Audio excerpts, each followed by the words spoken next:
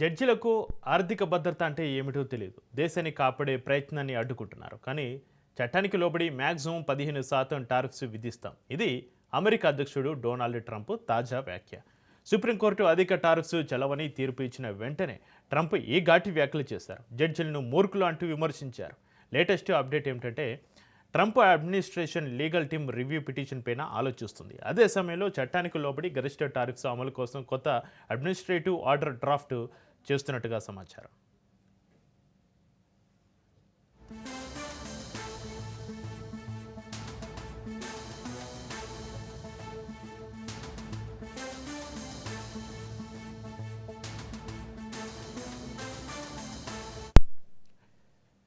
ఇప్పుడు అమెరికాలో 3 ప్రశ్నలు చర్చనీయాంశంగా మారాయి. ఇప్పటికే వసూలు చేస్తున్న అధిక టారిఫ్స్ను రిఫండ్ చేయాలా? కాంగ్రెస్ ట్రంప్పై విచారణలు ప్రారంభించగలదా? సుప్రీంకోర్టు తీర్పును రాజకీయంగా ఎలా ఎదుర్కొంటారు?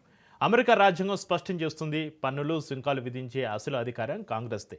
అధ్యక్షుడు అమలు చేస్తారు. సుప్రీంకోర్టు చట్టబద్ధతను పరీక్షిస్తుంది. అయితే ఇప్పుడు అధ్యక్షుడి ఆలోచన ఏంటంటే తాను మాత్రమే దేశ ఆర్థిక రక్షణ కోసం పనిచేస్తున్నాను అని. కోర్టు అంటుంది ప్రతి వ్యవస్థకు అధికారాలు ఉంటాయి, అలాగే హద్దులు కూడా ఉంటాయి, చెక్స్ అండ్ బ్యాలెన్సెస్ ఉంటాయని స్పష్టం చేస్తుంది. రాజకీయ లెక్కలు ఎలా ఉంటాయి అని చట్టాలు చేసే కాంగ్రెస్ సభ సభ్యులు ఆలోచిస్తున్నారు.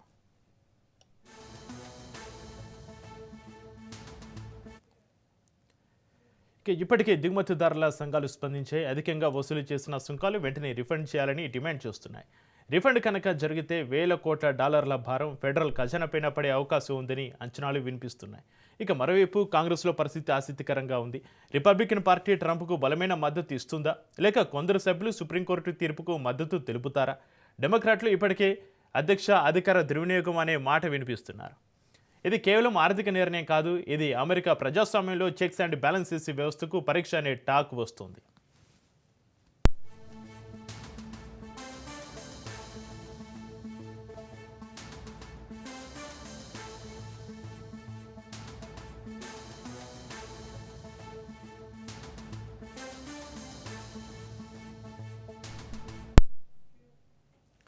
Trump tariffs versus supreme orders అన్నట్లుగా జరుగుతున్న డిబేట్లు, డిస్కషన్లలో వస్తున్న వ్యాఖ్యలు ఏమిటంటే ట్రంప్ దూకుడు కొనసాగుతుందా, లేక సుప్రీంకోర్టు గీతే తుది నిర్ణయమా?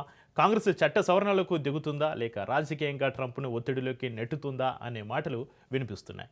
ఒకవైపు ప్రజాభిప్రాయం దేశీయ పరిశ్రమలను కాపాడాలి అంటోంది. మరోవైపు రాజ్యాంగ నిపుణులు అత్యవసర అధికారాలకు పరిమితులున్నాయంటున్నారు. ఇది వ్యక్తిగత పోరాటమా, లేక అధ్యక్ష పదవి, కాంగ్రెస్ అధికారాలు, సుప్రీంకోర్టు గౌరవం మధ్య త్రిముఖ సమరమా అనే చర్చ నడుస్తోంది.